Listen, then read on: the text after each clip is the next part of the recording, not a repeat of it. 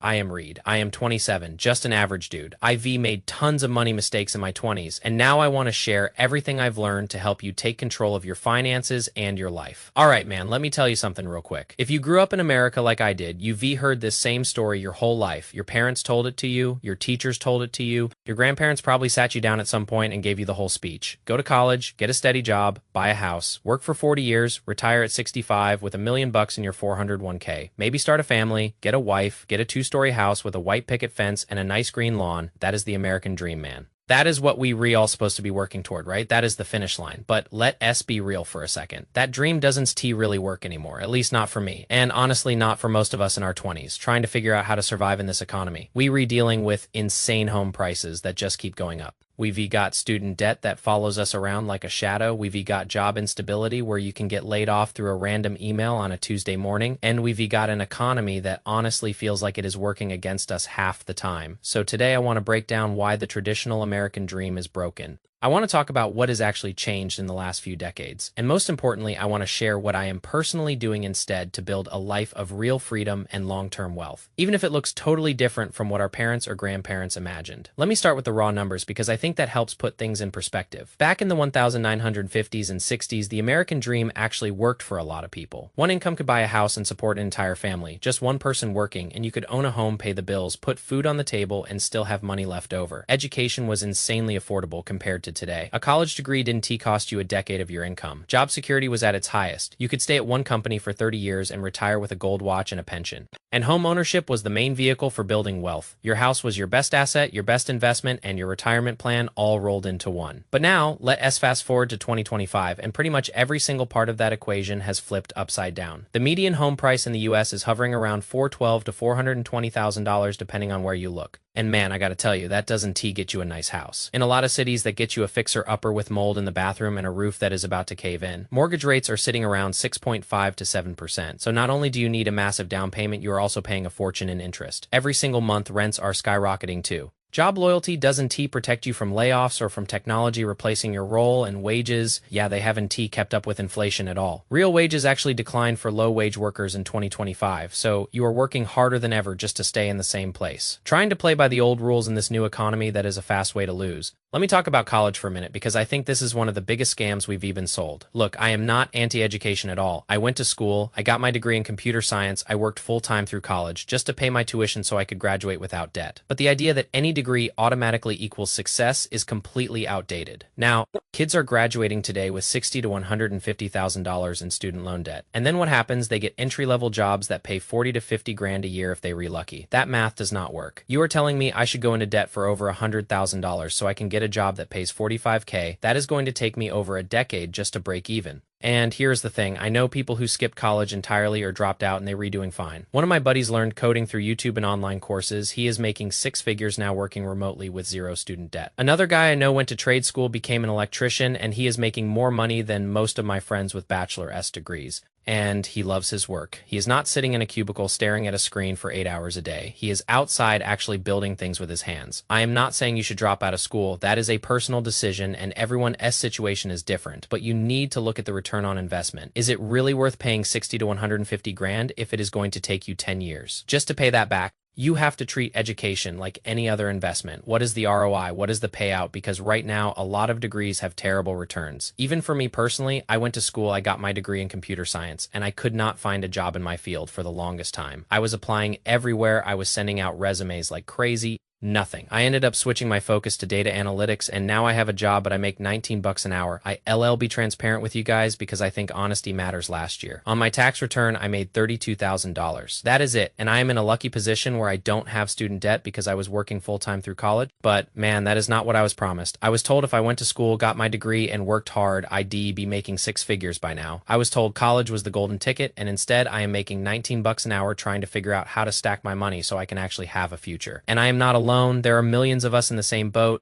Now let us talk about buying a house because this one hits close to home for me. Home ownership is one of the core pillars of the traditional American dream. We were raised to believe that buying a home is the ultimate milestone of success. You are not really successful until you bought a house, right? That is what everyone says. But in 2025, that goal has become borderline unrealistic for the majority of people our age. The median home price across the country is around $14,000. Let's say you want to put a 20% down payment to avoid private mortgage insurance. That is $82,000. I don't too know a single person my age who has 82 grand just sitting in their bank account. And even if you could scrape together a down payment, you are looking at a 6.5 to 7% interest rate on your mortgage. Your monthly payment is going to be massive. Plus maintenance costs are going up, property taxes are going up, homeowners insurance is going up, everything is going up. And here is the thing that nobody talks about. Buying a house doesn't always make financial sense. Let me give you an example. Let's say you buy a house and your mortgage payment is $2,800 a month, or you could rent a similar place for $1,600 a month. That is a $1,200 difference every single month. Now, what if instead of putting that money into a house, you invested that $1,200 every month into VU or CHD? Those are low-cost ETFs that track the market.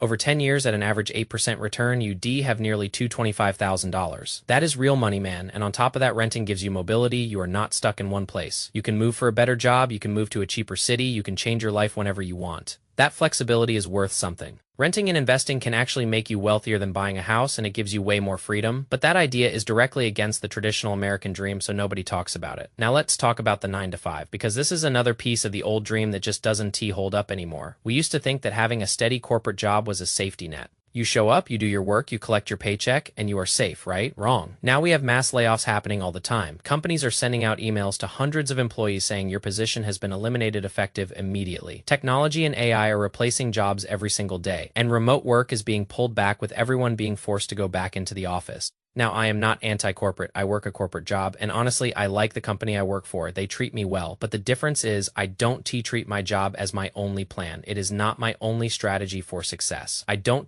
put all my eggs in that one basket. The new American dream is one job forever. That is a trap. The new dream is stacking your money slowly so you can retire early or at least have flexibility. It is building side income and having side hustles that give you options. It is investing early and often, even if it is just small amounts. It is learning how to navigate change and take advantage of new technologies instead of being afraid of them. Your security now comes from your adaptability, not from loyalty to some corporation that would replace you in a week if you drop dead. You have to be the CEO of your own life. That is the mindset shift that changes everything. The old dream traded your time for stability. That was the deal. You give me 40 years of your life and I'll give you a stable paycheck and a gold watch at the end. But it came at a cost. It came at the cost of your freedom. It came at the cost of your time. It came at the cost of your ability to choose what you actually want to do with your life. People spent 40 years grinding in jobs they hated just to enjoy a few good years at the end. And some of them never even made it to retirement. They worked their whole lives and then got sick or died before they could enjoy it. That is the reality nobody wants to talk about. But with our generation, we don't want to do that. We don't want to retire at 65. We don't want to wait until we old and tired to start living our lives. What if you never get there? What if you get hit by a bus at 55? What if you get cancer at 60? What if the world changes in ways you can predict?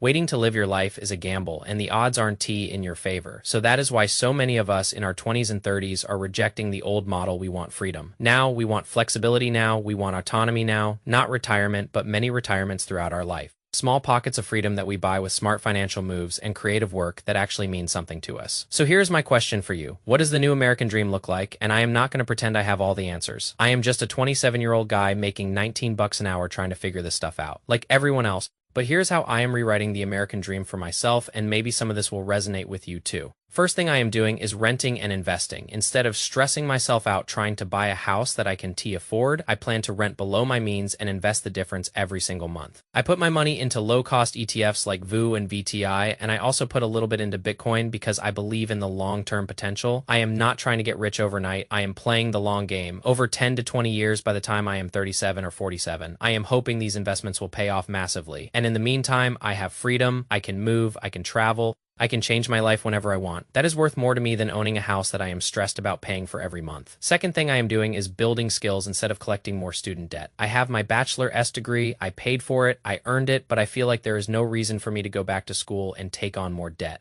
With the power of the internet, I can learn almost any skill I want for free or very cheap. I can learn SEO, I can learn copywriting, I can learn coding, I can learn video editing, I can learn investing. Everything is out there on YouTube and online courses and books. I've been doing a lot of research on side hustles lately. I've been looking into SEO and affiliate marketing and digital products. I want to build skills that I can sell to people, skills that give me leverage, skills that make me valuable regardless of who I work for. Third thing is investing early and often, even if it is small amounts. Look, I don't make 6 figures. I told you I make 19 bucks an hour. But I invest consistently. I put $50 to $100 into the market every single week without fail. Some weeks it is tough. Some weeks I have to skip buying things I want so I can put that money into my future. But that consistency adds up over time. Compound interest is real. If you invest $100 a week for 10 years at 8% return, you end up with over $78,000. That is just 100 bucks a week. Imagine what happens if you can invest 200 or 300 a week. The numbers get crazy over time. You don't need a huge income to build wealth. You need consistency and patience. Those two things beat a high income with bad habits every single time. Fourth thing is owning my time. I work a corporate job, yeah, but I also run this channel and I am working on other projects on the side. I know this channel is huge yet, but I put a lot of thought and effort into it because it matters to me. I want to be someone who creates more than I consume. I want to build things. I want to make things that help people, and I am slowly building a life that is fully dependent on one income stream. That is the end goal for me, multiple income streams that support my lifestyle. So if one dries up, I am not completely screwed. That is real security. Not depending on one job or one source of income. Having options, that is what freedom looks like. Fifth thing, and this is maybe the most important one, I am investing in my health and my mindset. I run, I work out, I am starting to read more, I take time for myself. I rest because wealth means absolutely nothing if you are mentally and physically drained. What is the point of having money if you are anxious and stressed and miserable every single day? I see so many people my age burning out trying to chase money and status, and they completely exhausted. They don't sleep, they don't take care of their bodies, they don't have real relationships, and then they wonder why they feel empty. You have to take care of yourself first. Your health is your most important asset. Without it, nothing else matters. So let me ask you straight up, what does the new American dream look like for me at 27? Someone who has basically given up on the traditional version because it just doesn't work anymore. Here it is. My new American dream is freedom over status. I truly believe that our generation values freedom more than we value status. Who cares if you are a multimillionaire working 80 hours a week at a job you hate? But if you make a decent living and you have the freedom to choose what you do with your time, that is real wealth that beats fancy cars and big houses every single time. My new American dream is flexibility over ownership. When I made that video about renting versus buying, so many of you agreed that flexibility matters more than owning a house.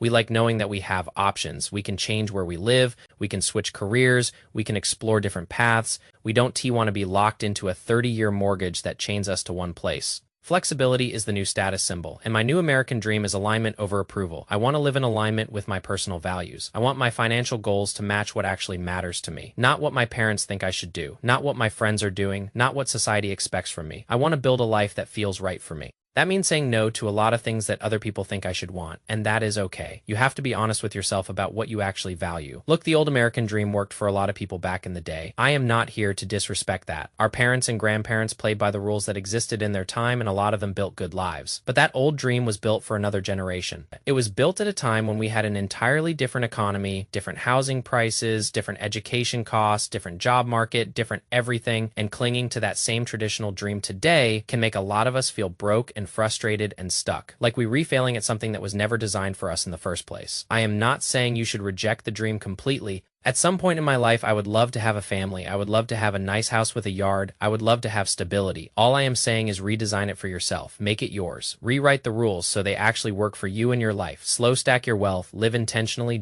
Chase things that matter to you. And you don't have to play by rules that no longer serve you. Take it from a guy who was a complete mess with money just a few years ago. I was in debt. I was spending everything I made. I had no plan, no savings, no direction. But I started making small changes. I started learning. I started investing. I started building. And little by little things started to change. I am not rich. I am not a financial expert. I am just a normal dude trying to figure this out like you. But I know one thing for sure, the old playbook is outdated. You have to write your own. If this one hit home for you, man, I'd really appreciate if you subscribe to the channel. We rebuilding something more than just wealth here. We rebuilding a new way of thinking about money and life and what actually matters. It is not about overnight success. It is about long-term freedom, small consistent steps that add up over time. Thanks for watching. Drop a comment and let me know what you think about the traditional American dream or if you've redesigned your own version. And I'll see you in the next one. Peace.